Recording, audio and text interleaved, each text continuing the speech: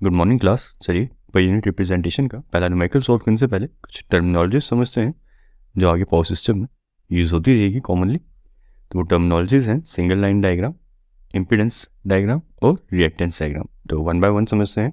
सबसे पहले समझते हैं सिंगल लाइन डायग्राम क्या होता है। देखिए,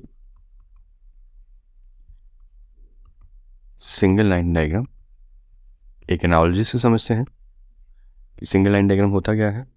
देखिए, आपने घर देखे होंगे, आपका जैसे घर है उसका आपने कभी ना कभी किसी ना किसी के घर का नक्शा ज़रूर देखा होगा, प्लान, लेआउट, जिसे आप ब्लूप्रिंट भी कहते हैं। किस तरह का रहता है नक्शा? घर का इस तरह से नक्शा होगा, वहाँ पे डिफाइन हुआ होगा, बेडरूम यहाँ पे आ जाएगा, बाथरूम यहाँ आ जाएगा, या आपकी लॉबी आ जाएगी, यहाँ पे आपका कहीं किचन आ जाएगा, इस तरह से आपका कहीं स्टोर आ जाएगा। इस तरह से आपने नक्शा या प्लान अपने किसी घर का देखा ही होगा। वहाँ पे फुट में 12 बाय 14 फुट का कमरा होगा, 12 बाय 15 फुट की किचन होगी, इस तरह से बाथरूम होगा, 10 बाय 6 फुट का स्टोर होगा, 5 बाय 6 फुट का। इस तरह से आपने अपने किसी घर का नक्शा ज़रूर देखा होगा लाइफ में। नक्शा कह लीजिए, प्लान कह लीजिए, लेआउट कह लीजिए, ब्लूप्रिंट कह लीजिए। तो एक घर का एक नक्शा ये देखा होगा आपने जिसमें फीट्स में मेजरमेंट होती है। देन अगेन आपने उसी घर का एक नक्शा और देखा होगा जिसके अंदर आपकी इलेक्ट्रिकल स्विचेस कहाँ कहाँ पे आएंगे, बेडरूम में इलेक्ट्रिकल स्विचेस कहाँ कहाँ आएंगे, पावर पॉइंट कहाँ आएंगे, उसके लिए एक अलग से लेआउट बनता है। देन एक नक्शा सेम घर का और बनता है जिस पे बताया जाता है प्लम्बिंग के पॉइंट्स कहाँ कहाँ आएंगे। देन सिमिलरली एक नक्शा और बन जाता है फॉल सीलिंग्स के लिए कि फॉल सीलिंग्स का डिज़ाइन कैसा बनेगा, कौन से कमरे में किस तरह का फॉल सीलिंग का डिज़ाइन बनेगा। तो एक घर के लिए आपने यहाँ पे कितने देख लिए? 4 नक्शे। घर तो एक ही है, प्लान्स कितने हैं? 4, डिफाइनिंग डिफरेंट थिंग्स। उसी तरह से पावर सिस्टम में, पावर सिस्टम है क्या? जनरेटर है, पावर हाउस में लगा हुआ, वहाँ से इलेक्ट्रिकल सप्लाई बनते हुए ट्रांसफार्मर से स्टेप अप होते हुए ट्रांसमिशन लाइन से जाते हुए किसी रेजिडेंशियल एरिया में सिटी साइड पे आते हुए वहाँ पे स्टेप डाउन होते हुए आपके घर तक पहुँच जाती है। ये पूरा सेटअप को हम क्या कहेंगे? Power system. ये इंडिविजुअली क्या है? Electrical appliances. ट्रांसफार्मर भी आपका एक इलेक्ट्रिकल अप्लाइंस है, ये भी ट्रांसफार्मर। और सिमिलरली जो आपके लोड लगे होंगे, इंडक्शन मोटर, आपका एयर कंडीशन, आपका घर हीटर, पूरा हाउस लोड, ये है क्या? यहाँ पे इलेक्ट्रिकल अप्लाइंसेस हैं, कॉमनली हम लोड कह सकते हैं। और ये पूरा का पूरा नेटवर्क क्या है? आपका एक पावर सिस्टम। तो पावर सिस्टम की इस तरह की डायग्राम्स को हम क्या कहते हैं? Single line diagram. Single line diagram क्या होती है? आपके पावर सिस्टम का एक लेआउट। अब जैसे हमने घरों की लेआउट देखे, अलग अलग किस्म के लेआउट से, इलेक्ट्रिकल स्विचेस कहाँ कहाँ लगेंगे उसके लिए अलग लेआउट, प्लम्बिंग के स्विचेस कहाँ कहाँ लगेंगे, पॉइंट्स कहाँ कहाँ लगेंगे उसके लिए एक अलग सा लेआउट था, कितने फीट का कमरा बनेगा उसके लिए अलग से लेआउट था। तो एक ही घर के जिस तरह से 4 डिफरेंट लेआउट हो सकते हैं, प्लान्स हो सकते हैं, उसी तरह से पावर सिस्टम के लिए अलग अलग सिंगल लाइन डायग्राम्स हो सकती हैं। एक सिंगल लाइन डायग्राम में आपको आपके पावर सिस्टम के बारे में एक ओवरव्यू दिया जाएगा। कुछ सिंगल लाइन डायग्राम्स इस तरह से भी हो सकती हैं, एक simple overview, main, routine, used, components, जिसमें लगे हुए आपको दिखा देंगे। एक सिंपल ओवरव्यू होगा जिसमें आपको आपके मेन सर्किट ब्रेकर्स जो सबसे ज़्यादा यूज़ होते हैं, आइसोलेटर्स जो सबसे ज़्यादा यूज़ होते हैं, कॉमनली यूज़ होते हैं, वैसे सिंपल एक ओवरव्यू होगी आपकी सिंगल लाइन डायग्राम की। कभी कोई फॉल्ट आ जाए और वो ढूंढना हो तो आपको उसी पावर हाउस का एक डिटेल्ड ओवरव्यू वाली सिंगल लाइन डायग्राम भी मिल जाएंगी। और ये सिंगल लाइन डायग्राम एक प्रैक्टिकल यूज़ है। आप अपनी लाइफ में 7th सेमेस्टर में कभी किसी पावर हाउस से या किसी ग्रिड स्टेशन में जाएं या जनरेटिंग स्टेशन में जाएं, तो वहाँ पे ज़रूर कहिएगा हमें सिंगल लाइन डायग्राम दिखाइए। तो वहाँ पे आपको समझ आएगा कि एक ही पावर हाउस को दिखाते हुए उसी को एक सिंपल सिंगल लाइन डायग्राम होती है, जहाँ पे मेन रूटीन यूज्ड कंपोनेंट्स दिखाए जाते हैं, सर्किट ब्रेकर्स जो सबसे ज़्यादा यूज़ होते हैं, एक सिंपल ओवरव्यू दिखाने के लिए सिंगल लाइन डायग्राम होती है। सिमिलरली उसी पावर हाउस को दिखाने के लिए डिटेल्ड सिंगल लाइन डायग्राम भी होती है, जहाँ पे सारे के सारे इंडिविजुअल जितने भी सर्किट ब्रेकर्स लगे हैं, बैकअप प्रोटेक्शन के लिए, मेन प्रोटेक्शन के लिए जितने भी अर्थ स्विच लगे हैं, सारे के सारे अर्थ स्विच आइसोलेटर्स रिप्रेजेंट करते हुए आपकी डिटेल्ड सिंगल लाइन डायग्राम भी होती है। तो कभी भी आप किसी पावर हाउस जाएंगे या ग्रिड स्टेशन जाएंगे या जनरेटिंग स्टेशन जाएंगे, तो वहाँ पे ज़रूर कहिएगा कि हमें सिंगल लाइन डायग्राम्स दिखाइए रिप्रेजेंटिंग दिस जनरेटिंग स्टेशन और ग्रिड स्टेशन। तो सिंगल लाइन डायग्राम क्या होती है? पावर सिस्टम का एक लेआउट। अब बात समझ लेते हैं इसे, नॉमेनक्लेचर इसका सिंगल लाइन डायग्राम की होती है।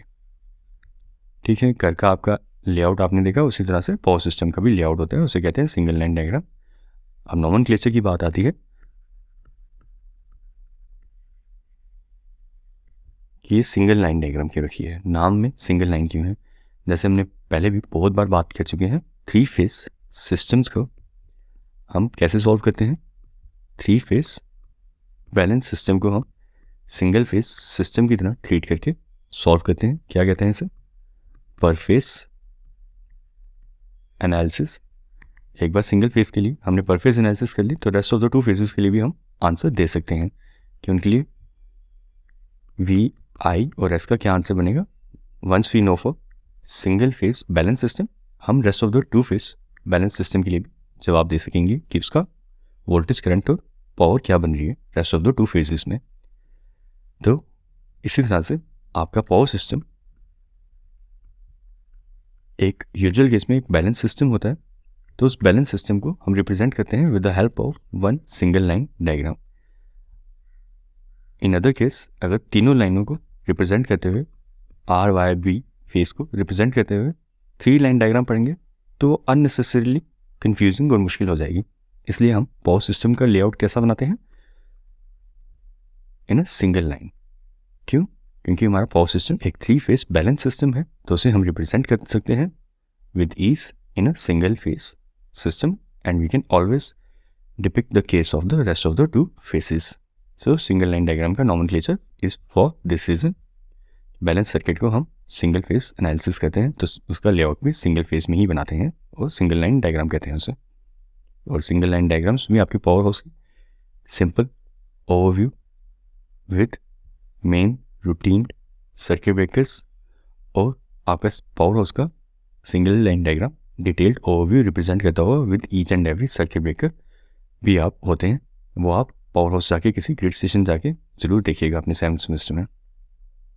ये आ जाएगी आपकी एक सिंगल लाइन डायग्राम किसी पावर सिस्टम को रिप्रेजेंट करते हुए। नेक्स्ट हम डिस्कस करते हैं इम्पीडेंस डायग्राम।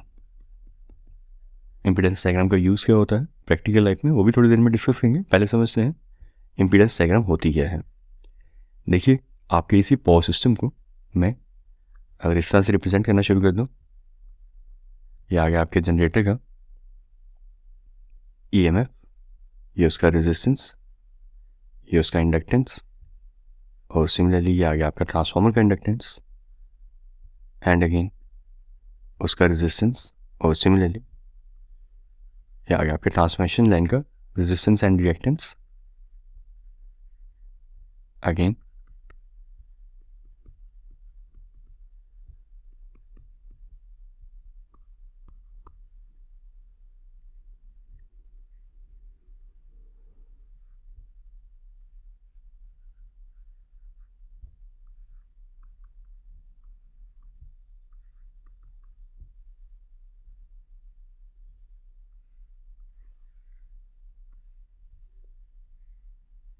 ये आ गया आपका मोटर का रेजिस्टेंस और रिएक्टेंस।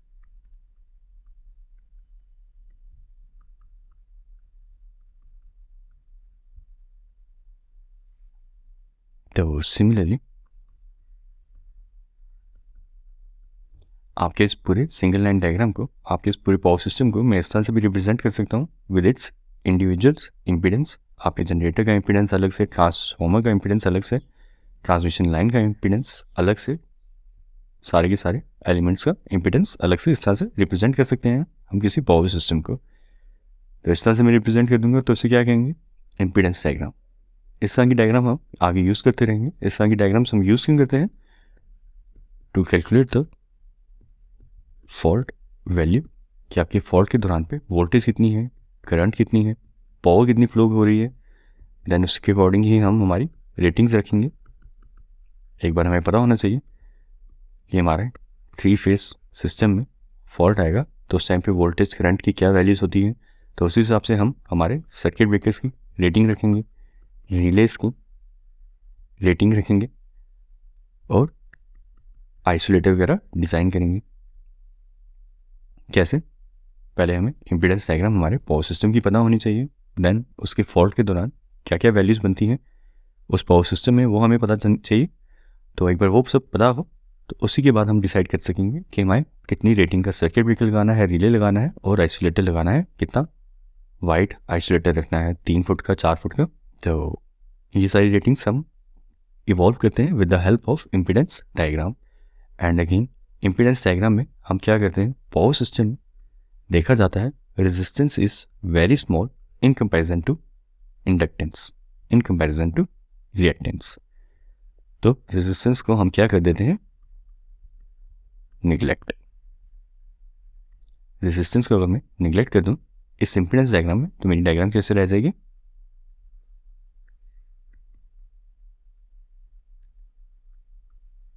पीछे रह जाएगा सिर्फ रिएक्टेंस। रेजिस्टेंस हमारे पावर सिस्टम में, रेजिस्टेंस की वैल्यू काफ़ी कम होती है इन कंपैरिजन टू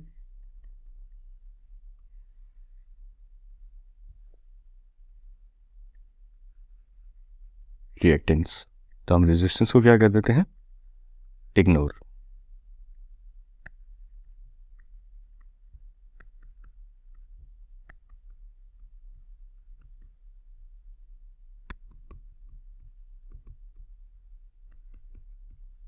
तो जब एक बार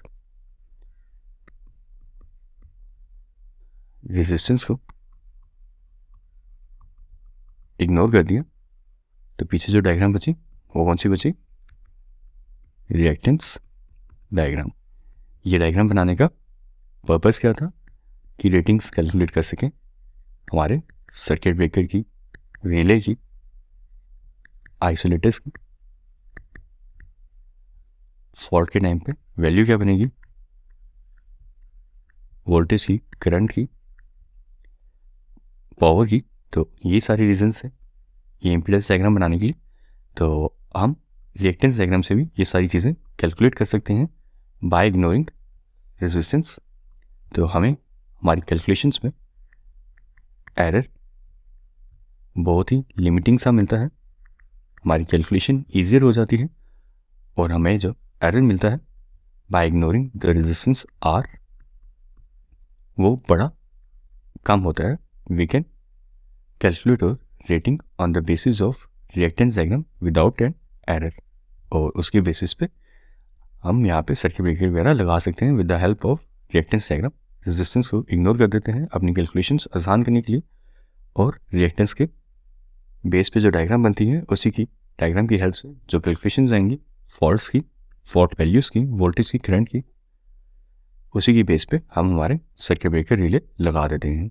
सो रिएक्टेंस डायग्राम क्या होगी, रेजिस्टेंस को इग्नोर कर दिया इम्पीडेंस डायग्राम में से, so what you will get is an reactance diagram. तो ये होगी कुछ टर्मिनोलॉजीज की डिस्कशन कि सिंगल लाइन डायग्राम क्या होता है, इम्पीडेंस डायग्राम क्या होता है और रिएक्टेंस डायग्राम क्या होता है और उनका रिक्वायरमेंट क्या है। इम्पीडेंस डायग्राम का और रिएक्टेंस डायग्राम का रिक्वायरमेंट क्या है, फॉल्ट वैल्यूज कैलकुलेट करना, और सिंगल लाइन डायग्राम का रिक्वायरमेंट क्या है, उसे लेआउट पता चलता है पावर हाउस का, तो हेल्प होती है चीज़ों को पता करने में कहाँ फॉल्ट है। सिंगल लाइन डायग्राम के बारे में आप 7th सेमेस्टर में कहीं जाएंगे ट्रेनिंग के लिए तो वहाँ पे ज़रूर पूछिएगा, वहाँ पे ज़रूर समझिएगा सिंगल लाइन डायग्राम को।